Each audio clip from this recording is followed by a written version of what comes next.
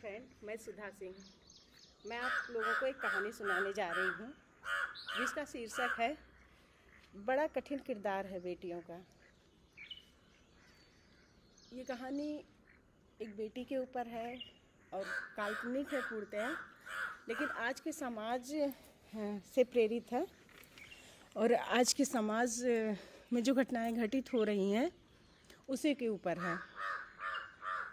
तो फ्रेंड, ज़्यादा टाइम न लेते हुए मैं कहानी आप लोगों को सुनाती हूँ कि एक छोटी सी फैमिली होती है जिसमें खुशहाल फैमिली कह सकते हैं उसे, जिसमें दादा दादी, मम्मी पापा और 3 बच्चे होते हैं।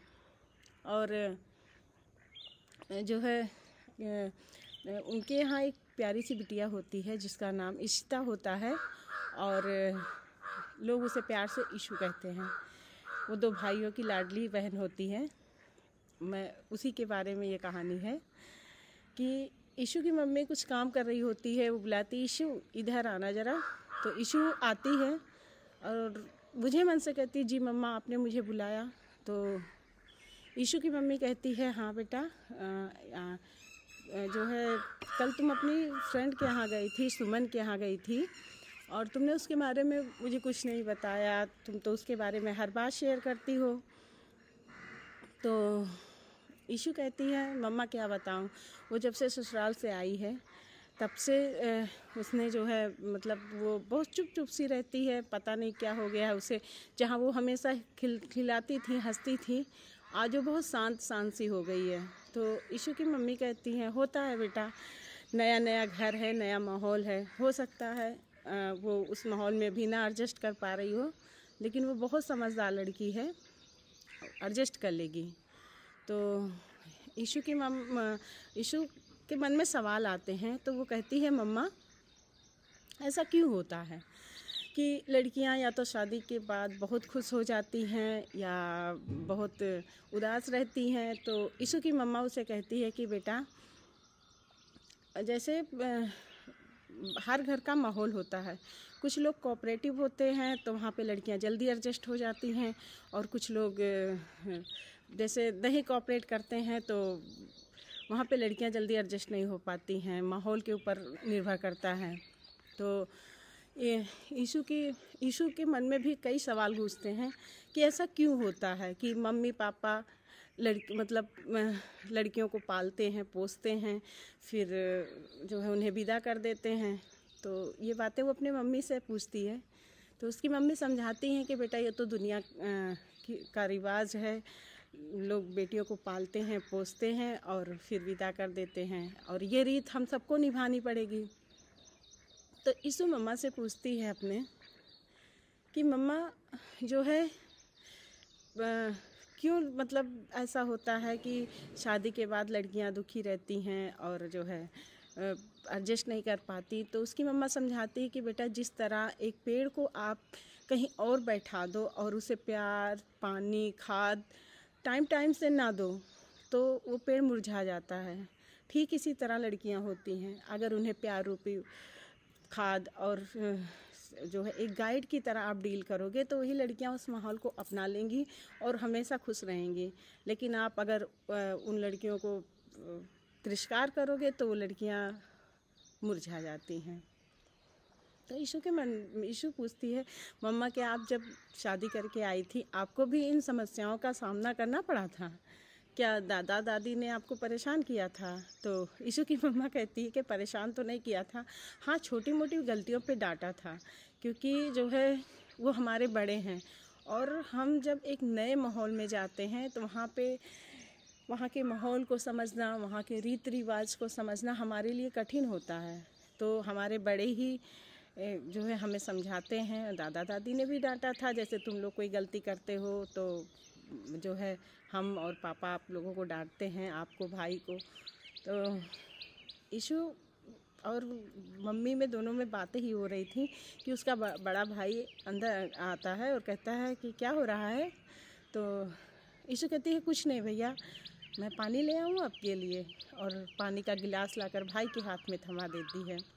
तो भाई पूछता है कि जो है दादा दादी कहाँ है मम्मी? तो जो है ईशु कहती है दादा दादी भैया कमरे में हैं अपने, तो जो वो पानी का गिलास लेके दादा दादी के कमरे में चला जाता है। फिर जो है ईशु अपनी मम्मा से बातें कर रही होती है कि उसी टाइम उसका छोटा भाई और उसके पापा जो है ऑफिस से आते हैं, तो पूछते हैं क्या बातें हो रही है माँ बेटी में। तो ईशु कहती है कुछ नहीं।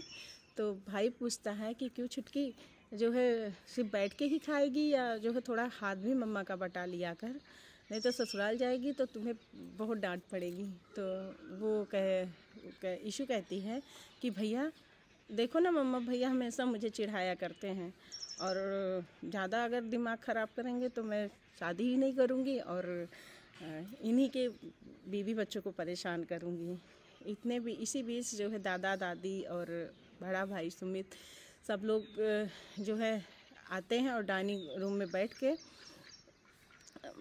डाइनिंग टेबल पर आते हैं, बैठते हैं नाश्ते के लिए। तो जो है मम्मी नाश्ता लगा रही होती हैं, तो दादी कहती हैं ईशु थोड़ा सा हाथ बटा लिया कर, आगे चलकर यही सब काम आएगा। तो ईशु गुस्सा आ जाती है, कहती है मम्मा दादी भी यही कह रही हैं। तो वो पैर पटकती हुई अंदर जाती है और नाश्ते का प्लेट लेकर आती है। टाइम ऐसे ही बीतता जाता है और ईशु की शादी की भी बातें होने लगी, और उसके दादा के कोई परिचित थे जिन्होंने एक रिश्ता लाया था। रिश्ता अच्छे घर का था, अच्छे ख़ानदान का लड़का था, और फैमिली में ज़्यादा लोग नहीं थे। अक्सर लोग आजकल यही ढूंढते हैं कि फैमिली में ज़्यादा लोग ना हो।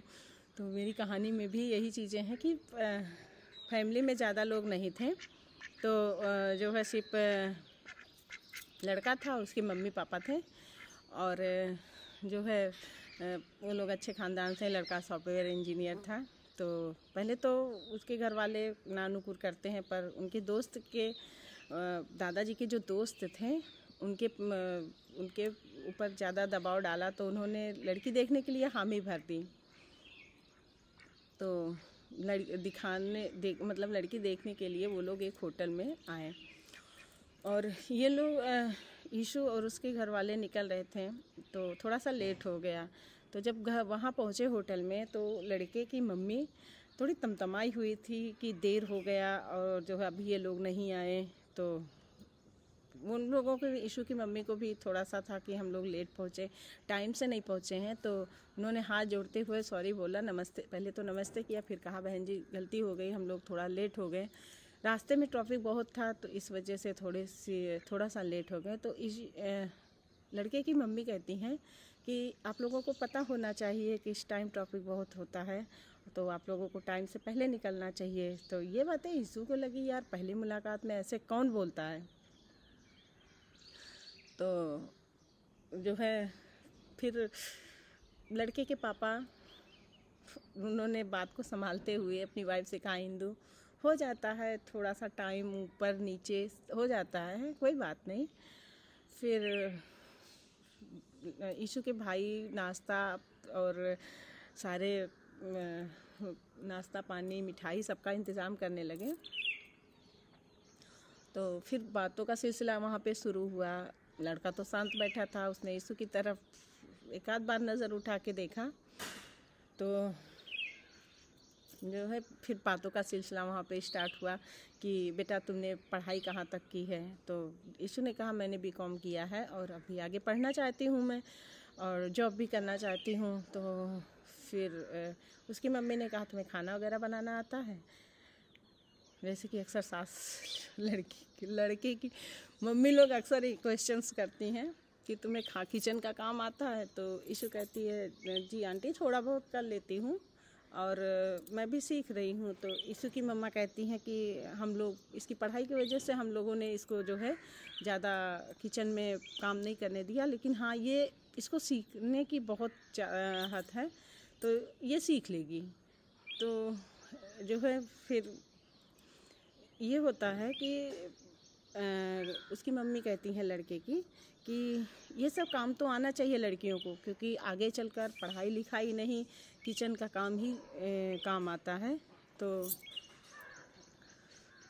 फिर वहाँ पे उनके बात करने का अंदाज़, उनके बात करने का अंदाज़ और कुछ चीज़ें यीशु के भाई लोगों को नहीं पसंद आई, लेकिन दादाजी की वजह से वो लोग शांत रहें।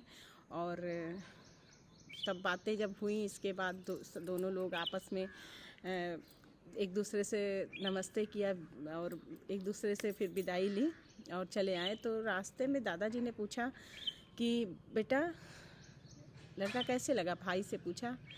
तो भाई ने कहा कि दादाजी मुझे लड़का ठीक लगा, लेकिन लड़के के जो है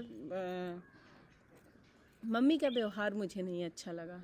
तो दादाजी ने कहा बेटा होता है अक्सर जो है, मतलब लोगों का नेचर अलग अलग होता है। कुछ लोग हर बात सामने मुंह पे बोल देते हैं और कुछ लोग नहीं बोलते हैं।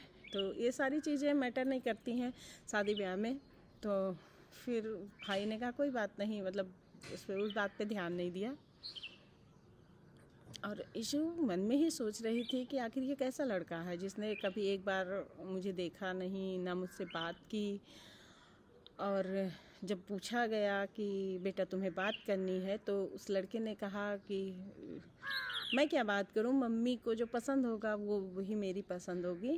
तो यीशु इन्हीं सब बातों में गुम थी। उसे समझ में नहीं आ रहा था वो हाँ करे ना करे, क्या करे। पर कहते हैं ना कि एक पहली नज़र में उस लड़के को वो बहुत पसंद करने लगी थी। और जो है जब उसके घर वालों ने पूछा तो उस टाइम वो कुछ नहीं बोली, लेकिन उसकी मम्मी के मन में बातें खटक रही थी इंदू जी के व्यवहार को लेके कि पता नहीं कैसा नेचर है उनके घर का, ऐसे क्या, मतलब उनको कुछ कहते हैं ना कि माँ का दिल सब कुछ बता देता है। तो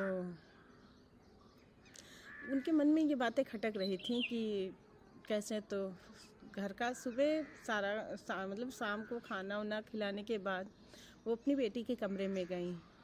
उन्होंने यीशु से पूछा कि यीशु तुम्हें लड़का कैसे लगा और उसकी फैमिली कैसे लगी, क्या हम लोग उन लोगों के लिए जो है अगर उन लोगों की तरफ से हाँ का जवाब आता है तो हम लोग क्या करें उसके लिए। तो यीशु कहती है मम्मा ठीक तो है, और फिर अगर आप लोगों को पसंद है तो मुझे भी कोई दिक्कत नहीं है, कोई प्रॉब्लम नहीं है।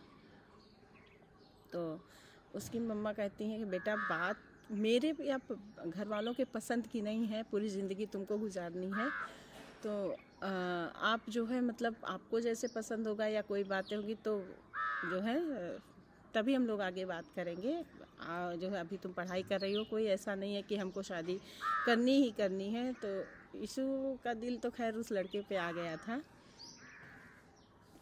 तो कहती हाँ मम्मा कोई बात नहीं, ठीक है, फैमिली में होती है छोटी मोटी चीज़ें, मुझे उससे कोई दिक्कत नहीं। और जब सब कुछ आप हैंडल कर सकती हैं तो मैं भी आपकी बेटी हूँ, तो मैं भी हैंडल कर लूँगी।